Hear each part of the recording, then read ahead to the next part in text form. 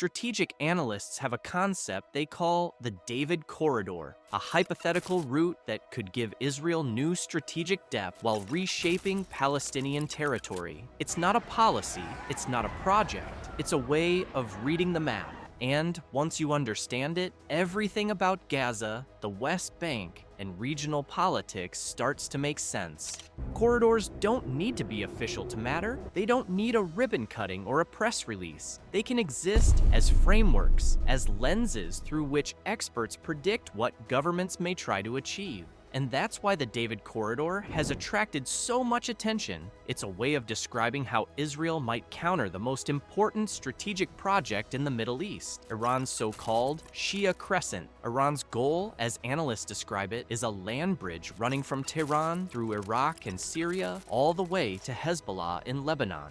That arc of influence would give Iran direct reach to Israel's borders, bypassing maritime choke points, sanctions, and air patrols. In response, the David Corridor is imagined as a mirror, a counterbelt running north and northeast through southern Syria, across the desert near the U.S. base at Al-Tanf, and toward northwestern Iraq. If that sounds abstract, history shows why corridors matter. In Berlin, a divided city after World War II, 3 narrow air corridors were all that kept 2 million West Berliners alive when the Soviets imposed a blockade in 1948. For nearly a year, Allied cargo planes landed every few minutes, delivering food, fuel, and medicine. At its peak, the airlift delivered over 12,000 tons of supplies in a single day. The operation required major infrastructure upgrades, runways resurfaced to handle constant landings, new unloading equipment installed at speed, and logistics coordinated like clockwork. What looked like survival was in fact infrastructure under siege, with an air corridor becoming the front line of the Cold War. Fast forward to the Caucasus, and the Lachin corridor has played a similar role. This 5-kilometer wide road connecting Armenia to Nagorno-Karabakh was the only supply route for more than 100,000 ethnic Armenians. When Azerbaijan imposed blockades in 2022 and 2023, convoys of food and medicine were halted, leading to shortages and humanitarian crises. Negotiations broke down, tensions spiked, and eventually full-scale conflict reignited. Even temporary attempts to open alternative dirt tracks required construction work under pressure, with bulldozers carving paths through mountain passes. In Lachin, the simple question of who could pave, block, or repair a single road determined the fate of entire communities. Corridors don't just belong to Europe or the Caucasus. Consider the Panama Canal in the early 20th century. It was more than a waterway.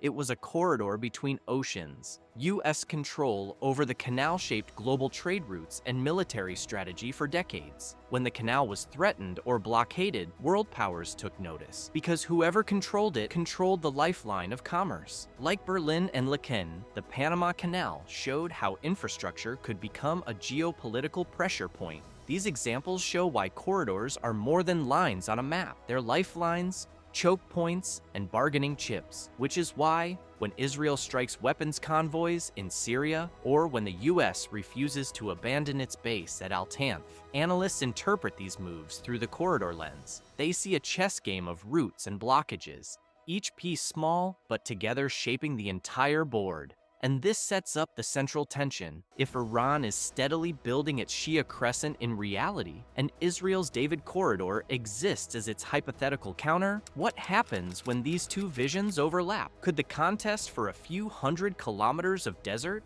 end up redrawing the Middle East map?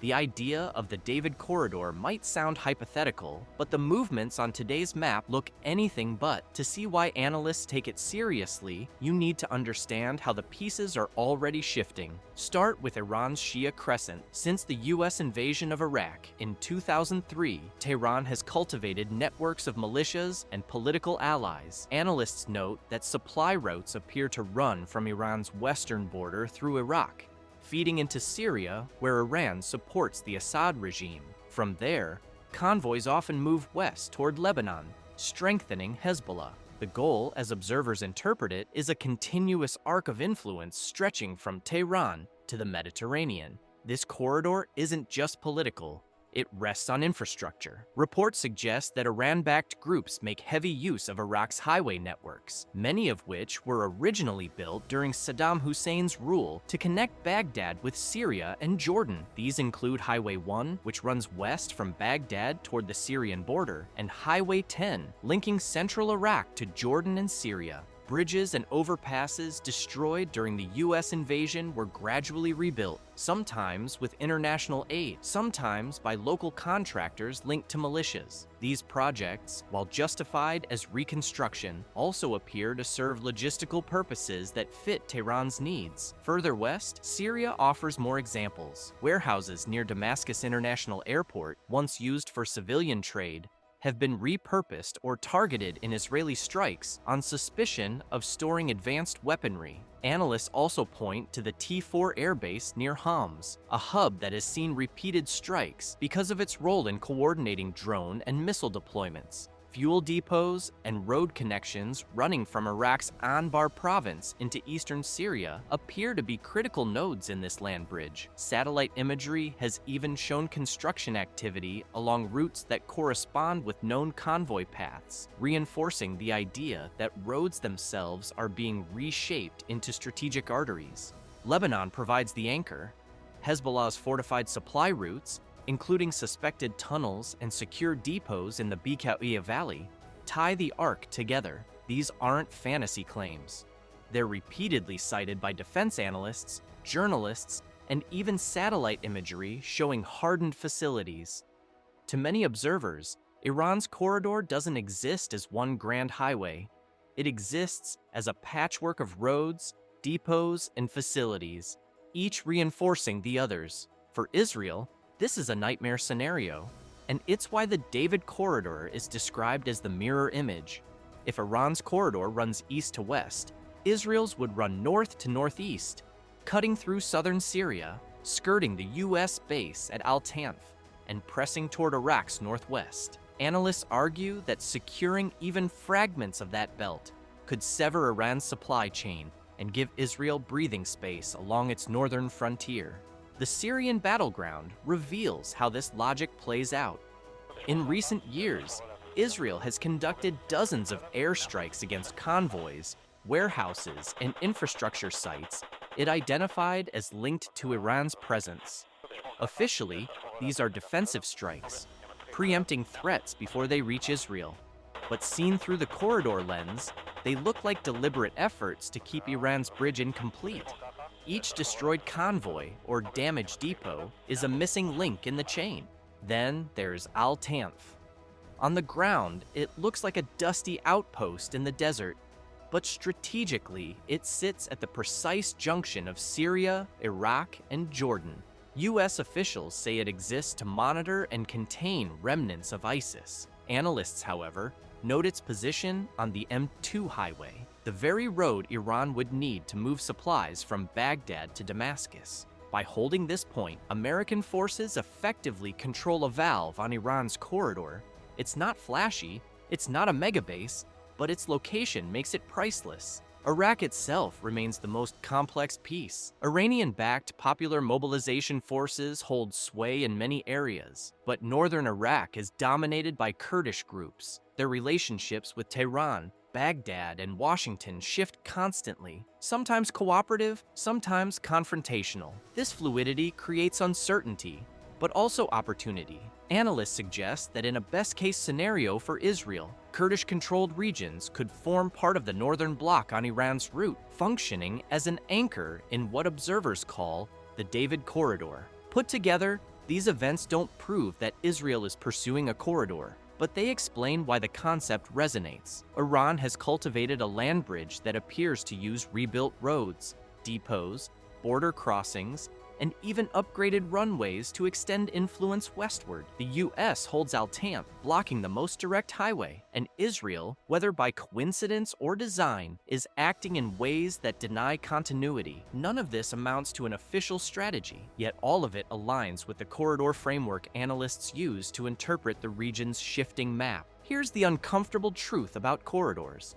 They don't need to be announced to exist. They don't need fanfare, ribbon cuttings, or blueprints.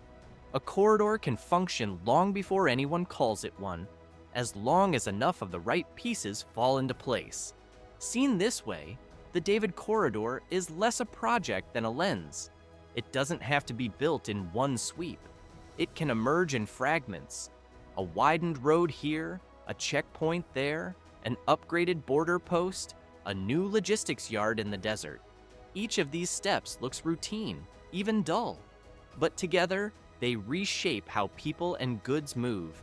And once movement changes, power follows. This is why analysts talk about Israel's strikes in Syria, America's presence at Al-Tanf, and the shifting alliances in Iraq as more than isolated events. None of them declare a corridor, but all of them influence connectivity across the Levant.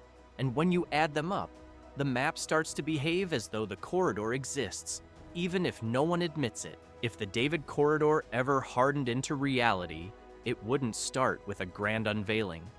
It would look like infrastructure maintenance, desert highways resurfaced for local traffic, warehouses expanded for commercial storage, border facilities modernized with new scanners and lanes. Step by step, these pieces would interlock until they created a chain of movement that outsiders could not ignore. To the casual eye, the landscape would seem unchanged, but beneath the surface, the balance of power would have shifted. Analysts often point to similar cases elsewhere. China's development of commercial fishing ports in the Indian Ocean, for example, seemed harmless at first, small harbors for local trade. Years later, some were revealed to have dual-use functions, capable of docking naval vessels and hosting surveillance equipment.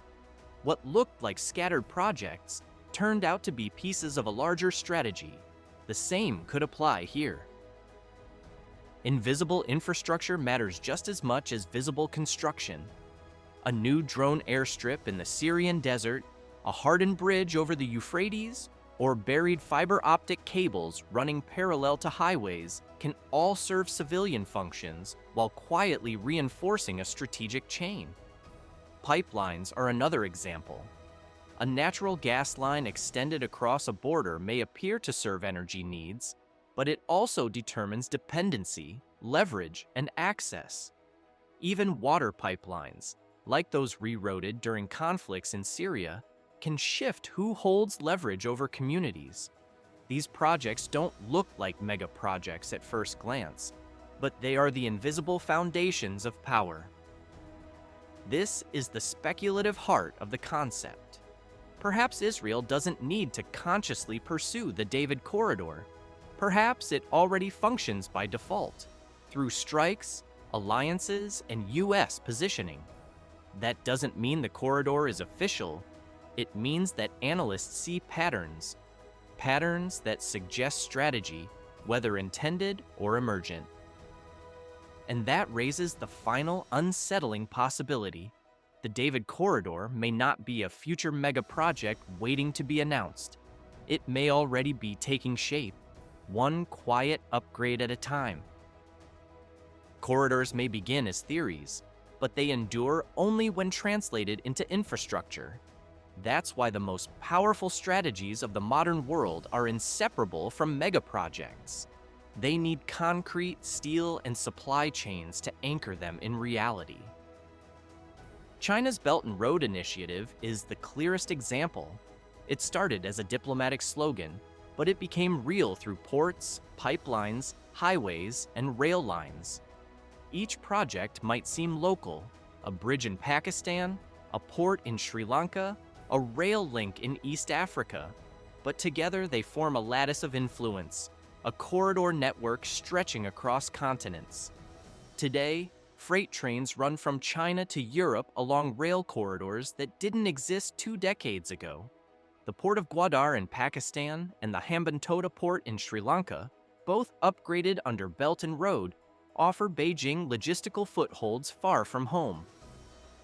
Rail is perhaps the most striking piece. A train leaving Chengdu or Chongqing in western China can now reach Duisburg in Germany in under 2 weeks, half the time of a sea voyage. This rail corridor depends on upgraded tracks, new customs facilities, and modernize border stations across Central Asia and Eastern Europe.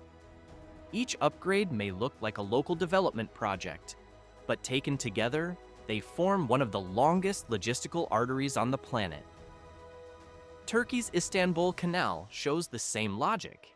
Advertised as an engineering marvel, it is in fact a geopolitical lever. By carving a second passage parallel to the Bosporus, Turkey isn't just building a canal, it is asserting control over who enters and leaves the Black Sea, with ripple effects for Russia, NATO, and global trade. Financing struggles have slowed it, but if completed, it would effectively rewrite the Montreux Convention, which currently regulates Black Sea access through the Bosporus. Engineering plans call for a 45-kilometer-long waterway with locks, bridges, and entirely new port facilities. A mega project framed as commerce but rooted in power. Egypt's Suez Canal expansion is another case. Between 2014 and 2015, engineers dredged more than 250 million cubic meters of sand to double the canal's capacity. On the surface, it was about increasing shipping revenue, but it was also a strategic signal. Egypt will remain indispensable to global trade, even as rival projects like Israel's proposed Ben Gurion Canal attract attention. The Suez expansion was a reminder that infrastructure is also identity. It was also a reminder of scale, a project costing more than $8 billion and employing tens of thousands of workers to keep Egypt central in global logistics. One more example reinforces the point: Ethiopia's Grand Renaissance Dam. While not a corridor in the traditional sense, it is a water mega project that controls flow along the Nile, effectively creating a hydro corridor. By regulating water to Sudan and Egypt, Ethiopia has gained a lever over its neighbors. Here again, concrete and steel transformed geopolitics. In each case, infrastructure is strategy. Roads, ports, waterways, they aren't just construction projects. They are declarations of power that outlast speeches and treaties, which is why the David Corridor matters, even as a hypothetical. If it ever moved from analysis into practice, it would not appear overnight. It would materialize as the kinds of projects that often escape notice. Desert roads straightened, logistics depots expanded, border terminals modernized, power and water links rerouted to new hubs. Each addition would look like development. Together, they would function as control. This is the overlap between mega projects and geopolitics. To most people, a widened road is just asphalt. To analysts, it is the foundation of a corridor. To the casual eye, a new depot is just a warehouse. To strategists, it is a supply anchor. Mega projects are not only the tools of economic growth, they are the building blocks of influence. So the question becomes, is the David Corridor simply an analytical idea? Or is it the kind of invisible mega project that begins with small works, unnoticed, until one day the map itself is shaped around it? You saw what happened earlier this week, Mike, and Israel dropped a few bombs on Damascus against Ghouliani. A surprise for everybody, because Ghouliani just had been previously basically pledging his, admiration, loyalty to the state of Israel, wanting to normalize relations. So without going into the details of this very complicated story, what you're seeing there is a lot of staged theater, okay?